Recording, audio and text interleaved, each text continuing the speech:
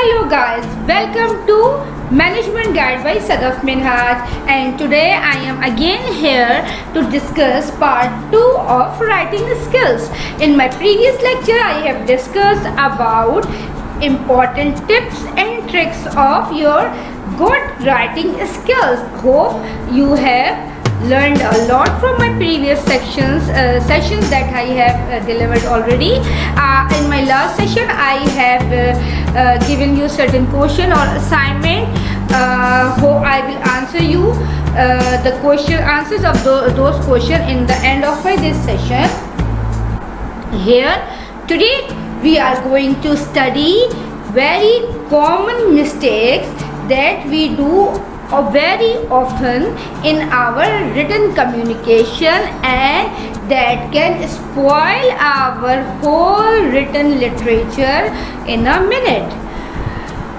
You know that in my previous lecture I have told you that how to write an effective material or literature, in which we have discussed that we should be quite sure about the selection of words, phrases, idioms and the structure of the sentence. Not only this, but the content of your writing. Beside this, you have also to be very focused about your audiences. These are important factors which we have to focus while writing anything.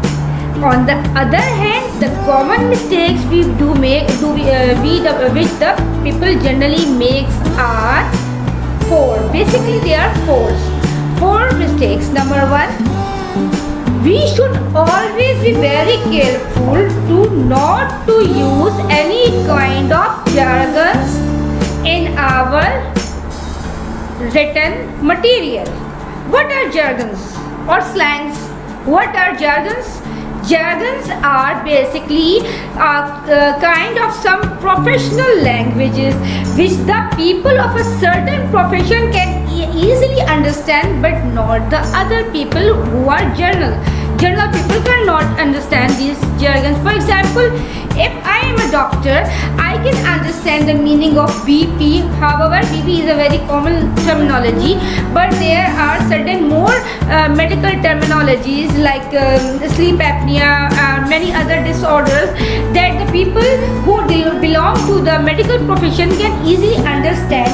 But if you write or you mention these sort of medical terminologies in a magazine, even if you are a doctor and you are writing certain public service message or something in a public magazine for the general public awareness, you should be very careful in spite of that you are a doctor, but you should not use typical medical terminology which can make the general public confused and create a kind of obstacle in the understanding of your written material. Another example, for example, I am a marketing person, and in my office I am very much familiar to use certain marketing terminologies. For example, blue ocean terminology, red ocean terminology, 5 P's, 8 P's, many other common words that the marketing people use, but general public can't understand. Similarly, the people who belongs to law, for example the advocates and other people from the same profession, they use different terminologies like objection overruled and these kind of the word. So never ever write these sort of terminologies that are basically jargons in your literature or your writing when you are writing this material for general public. If I am a doctor and I am writing any material for the doctor, then it's okay, go on. But if you are writing something for general public, never ever go to use these kind of jargons. Similarly, never use slang languages. What are the slang languages? Slang languages are the languages that are basically not present in the dictionary, and these are the words that are generally used by the local people in a particular area. For example, people in the Karachi or India and Pakistan, they use certain words like seen on hai, like burger bacha, and these sort of the words. These are the words. The meaning of these slang words can only be understood by the people of a certain region in the world, like the word panga, like the word jugaad. These are the words that the people only from India and Pakistan can understand, but the people in the Africa and America cannot understand. Similarly, the words like whatever. These are the words. If we are going to find the meanings, proper meaning of these words, it will become difficult for us to find. So, if we are writing any material that will be published globally, so we should avoid these types of these slang languages. So, avoid jargons, avoid slang languages in your written material. Second point, always try to create a kind of coherence in your written material. What is coherence? Coherence in writing means that all the ideas in the paragraph flow smoothly from one sentence to the next sentence. Cohesive writing helps the reader to understand easily without any kind of confusion and wastage of time, and he easily understands your idea. Basically, in coherence, we do not jump from one idea to another idea. So there should be a very smooth link and sequence in your writing. This is very common mistake. It happens very commonly that when you are writing something, you are in a certain mindset and you write something in a flow. Immediately a second thought come in your mind and you start writing from there without closing the first idea, first thought. But you are a writer and you are in the same frame of thinking, so you write and you jumped over from one idea to another idea and the other idea. The person who is reading your material, he will get confused, but because there is no kind of a link or your ideas are not matching to each another. So I can again repeat, your paragraphs should be a complete coherent. For example, again I will say, what is coherence in writing? It means that all the ideas in the paragraphs and flow smoothly from one sentence to another sentence for your audience to understand easily. Always be careful, don't jump from one idea to another idea without connectors. If you have to switch over from one idea to another idea, what you have to do? You will have to pick up an appropriate connectors. Now if you will add connectors between your sentences, what will happen? The reader will understand that that the first idea and the first thought has been finished over here, and after the connector, second idea is started. What are the connectors? Connectors are certain words that connects your sentences. For example, I will give you certain examples of connector like however, instead, in contrast, but, alternatively. These are, and many more connectors are there that can easily join your sentences, join your ideas, and will help your reader to understand the sequence between 2, 3 and 4 ideas and thoughts in your sentences. Very important point. Never jump from one idea to second and third without closing the first idea. So these two are very important points and very important and common mistakes that the people generally makes in their writing.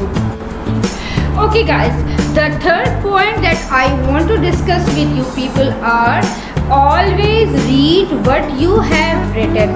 This is very common practice that when you write something, your mind is in the same frame and you are imagining the whole story, whole idea, whole of the picture in the background of your mind, and accordingly you are continuously writing and you are imagining in your mind that the audiences can read your mind. This not happens like this. You are imagining a story in your mind and you are writing in a flow. You should be careful about this, that what you are writing is or are your audiences also relating to these words and the story. You are imagining the story in your mind and your mind frame is also parallel to your writing, but are your audiences moving parallel to your thinking or your writing?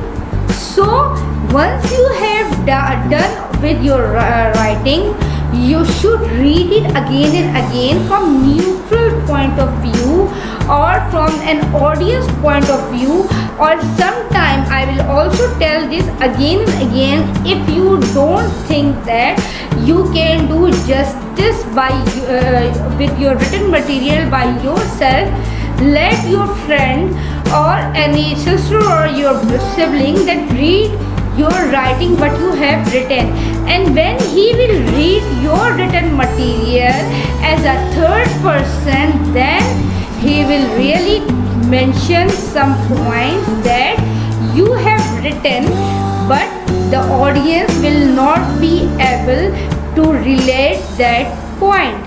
This can also you can do if you don't want to take help from your friend. If so, when you write anything, any literature, any email or any proposal tonight, read it again and again today, and then put it back. Next day again read it one time. When you will read the same written material next day with a fresh mind, you will yourself find out some mistakes from audience's point of view. So this is very important and practical point to be noticed, that whatever you write, you should read it again and again as an audience point of view. Then you will become assured that does your audience or do your audience also relate to your point or not. Okay guys, now fourth and the last point that is very important, practice makes a man perfect. We all have learned this many times in our childhood, but here I will prove it. Writing is something that needs practice. I am delivering you this lecture right now. I am telling, in my previous lecture I told you some important tips and tricks of improving your writing skills. In this lecture I am telling you the basic mistakes the people do. According to this, you will learn many things new from my lecture, and you start writing 2 or 3 days and then you stop it and then move in your own life. And after 2-3 months you again started writing and you will do again and again same mistake. What you have to do, if you want to nourish your writing, your skills, writing skills, and you want to improve your writing skills, what you have to do, daily write at least single paragraph daily, in which is selection of words, is selection of phrases, structure of the sentence, and everything should be very carefully drafted and written. It will gradually improve your writing skills, and it's my promise to you guys, after a few months or an year you will see that you will be very good in your written skills. So keep four things in your mind. Don't ever write jargons and slangs in your written material. Avoid coherence in your sentences, and if you have to do or you have to jump into ideas, then add connectors. It will make your sentence very beautiful. It will beautify your words and sentences. Thirdly, always read as many times possible. Read your written material yourself. Not only the day when you have written it, read it your second day, and you will surely find something that you will think that I should improve it. Fourth point, practice your writing skill. So guys, in the end of the lecture, I will give you an assignment, and I will give the answer of this assignment in my next session. That will not about writing skill, because our writing skill has not finished. Next lecture will be about speaking skills, and hope you have learned a lot. If you have learned a lot, and I am successful in improving your knowledge or increasing your knowledge, then please subscribe my channel and share the links of my video so the other people can also take the advantage of the lecture. Press the bell icon. Thanks for watching. Take care. Okay guys, get ready. It's quiz time. Last time I gave you certain questions as an assignment. That these were just basic questions, and now it's the time to give the answers for the same. My first question was about the basic definition of written business communication. This is very general question, and I will give you the answer. Written business communication skill involves conveying information in the workplace through writing skill or writing. So it should be very effective and impressive. This is the answer of the first question. Now my second question. Do you agree that good writing skill can accelerate your professional career? What do you think? In your opinion, what should be the answer? Yes, you are right. Yeah, 100% true that good and effective writing skill can easily open the ways of your success in your professional career. I have in my lecture last time mentioned you two basic times. In the beginning, when there is time of the selection of your CV, at that time, if your CV is very good and effective, it will give the first impression of your personality. Secondly, when your communication skills make your career bright, when you write emails or reports or make proposals, at that time when your writing skills makes your written material so much impressive, then it also opens the way for your promotions and success in your future or in your profession. Third question.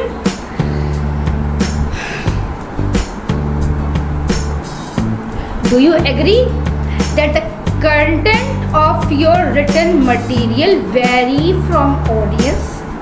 Yes, I have told you in my lecture that the material, the content should be according to the audience you are going to face.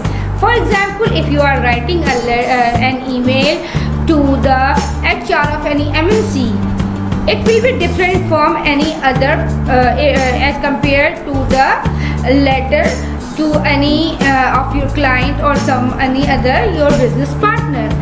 Similarly, if you are writing something for a focused audience, your words, your sentences, your phrases will be quite different as compared to if your audience are not so much professional or not so much focused. They are just reading your material or you're reading your material for a sake of pleasure, or journal in journal, not so much focus, so your written material will be little bit different. You can go here for the emotional appeal.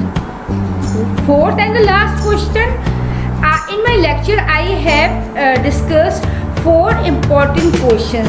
Now the question number 4 is about those 4 questions, that who, why, what and how.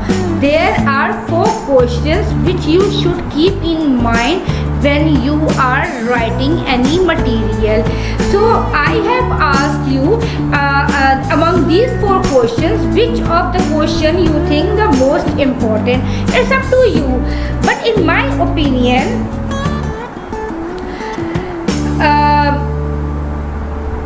I should focus on question number 2, that is why.